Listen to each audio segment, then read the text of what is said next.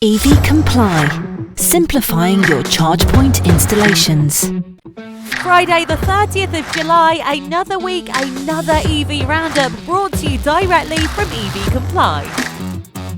Starting this week with this news, EDF and Nissan plan to launch new vehicle-to-grid EV chargers in the UK. The new wall boxes can save fleet drivers up to £350 per car each year by sending excess electricity from their EVs back to the national grid. Available only to fleet owners of the Nissan Leaf and the Nissan ENV200, the 11-kilowatt charger can brim the Nissan Leaf's battery in 3 hours and 30 minutes, which Nissan says is around 50% faster than using a standard 7-kilowatt charger. We absolutely love it when technology meets history, and that's exactly what's happened with British EV conversion specialists Electrogenic. They have revealed what they claim to be the first professionally converted electric Citroën DS. The Oxfordshire-based firm has fitted the 1971 saloon with its own Hyper-9 brushless electric motor. They've also paired it with a battery capable of around 140 miles of range. A maximum charging rate of 29 kilowatts will allow for a full charge in around 2 hours. Customers can also request an optional range extender battery that's good for more than 200 miles. The UK needs to increase the number of charging points across the country tenfold if it is to hit the 2030 timeline. As it stands, access to EV charging points is a postcode lottery, with London streets ahead of every other part of the UK. So says the Electric Vehicle Charging Market Report from the Competitions and Markets Authority, so the CMA as you may know it, which found that there are 80 public charging points per 100,000 people in London, compared to just 20 per 100,000 in Yorkshire and Hamburg. All told, there are around 25,000 public charging points up and down the UK today, but the CMA reckons that figure will need to swell to between 280,000 and 480,000 as motorists switch to EV. This is interesting.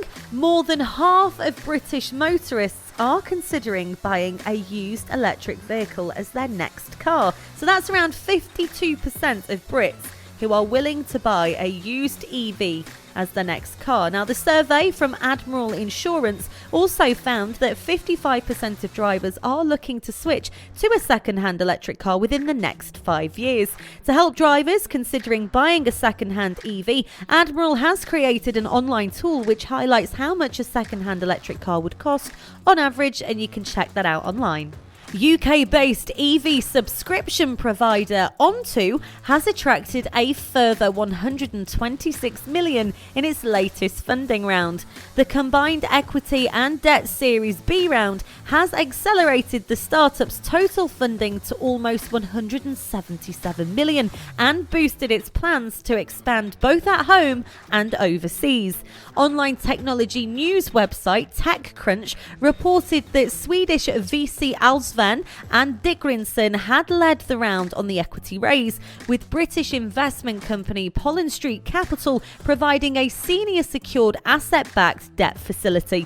Onto said it plans to double its fleet size every 3 to 6 months and that any new vehicles will be used as collateral. In other news, the Connecticut Public Utilities Regulator Authorities has approved a 9-year program to support the installation of EV charging infrastructure, with incentives for both companies and individuals. The program aims to achieve the adoption of 500,000 electric vehicles in Connecticut by 2030. Currently, they have around 17,000 electric vehicles on the road, according to the Department of Motor Vehicles.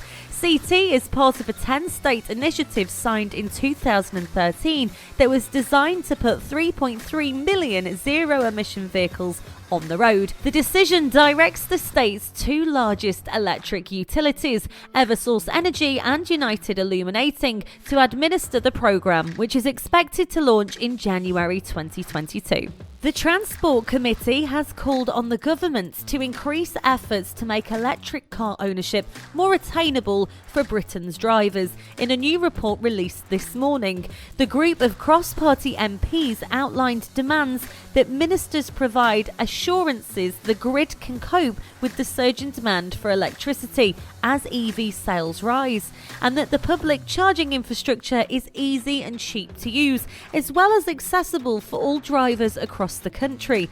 These were the headline requests made in the committee's report, which has also called for a zero-emission vehicle mandate, requiring manufacturers to sell an increasing volume of electric cars in Britain before 2030. Now, the government has every right to be a little concerned with stats like this. The North West sees a 346% increase in EV charge points since 2019, according to new data from Electricity North West. Demand for new connections in the North West has quadrupled since 2019, with 67 connections taking place that year, 223 in 2020 and 433 in 2021 so far, although this doesn't include standard home EV chargers.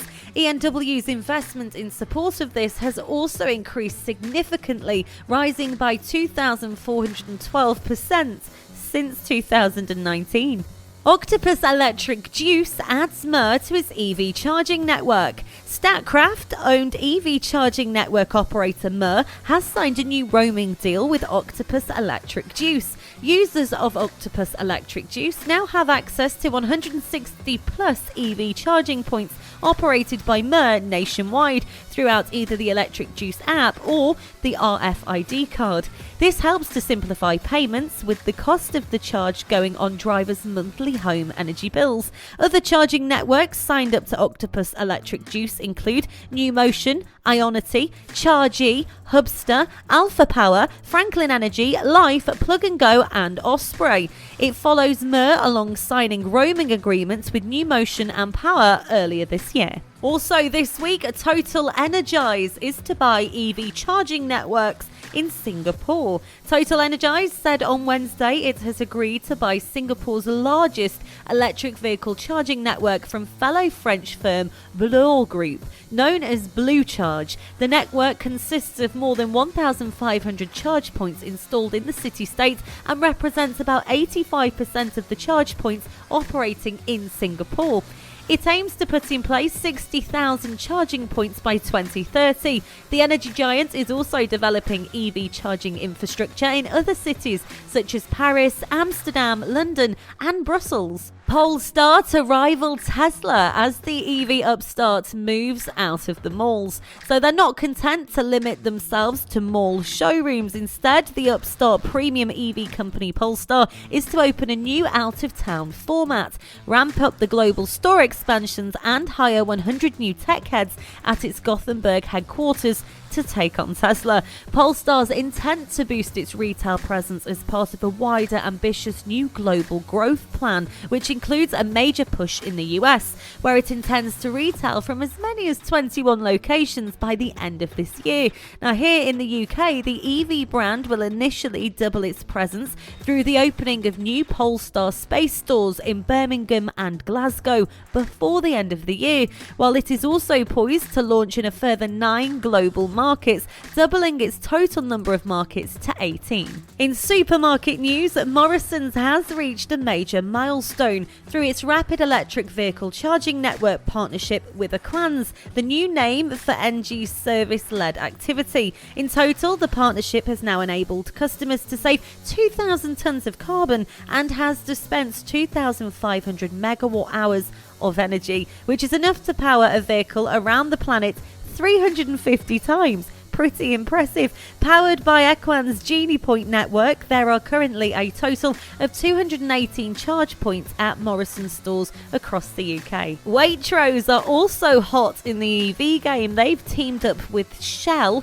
to install 800 EV chargers by 2025. The project will increase the total number of Shell recharge points in the UK eightfold. Around 100 Waitrose shops will gain Shell recharge stations, with each site expected to receive 6 22 kilowatt chargers and 2 50 kilowatt rapid chargers. The first installation is expected to take place early next year. Excitingly, events are back, and the 2021 New York International Automobile Show will feature an unprecedented entire floor dedicated to electric vehicles, charging solutions and consumer awareness programs, with 4 indoor test tracks for attendees to explore EVs properly. It's happening from the 20th to the 29th of August. The show's EV hall includes exhibitors and partners from home and mobile charging stations to infrastructure solutions. The program is sponsored in part by Con Edison, New York Power Authority, Charge New York and JD Power, and is committed to consumer education and promoting EV adoption, which is what we love to hear. And finally, create the world's first electric vehicle emoji for World EV Day 2021. World EV Day founder ABB and Green TV are issuing an EV Emoji challenge to participants aged 16 and younger to create an electric vehicle emoji. The winning design will be submitted to the Unicode Consortium. This is the consortium that finalizes and produces official emojis. All EV emoji drawings, pictures or digital graphics must be posted publicly by August the 20th via a personal or parent social media page. So that's Facebook, Instagram, LinkedIn or Twitter with the hashtag EVmoji. The winning design will be announced on World EV Day this year, which is September the 9th. And for more information, please go on worldevday.org. That's all from me. You're now up to date with all the latest EV news, courtesy of EV Comply. I'll be back with you next Friday, and from everybody here, you have a top weekend.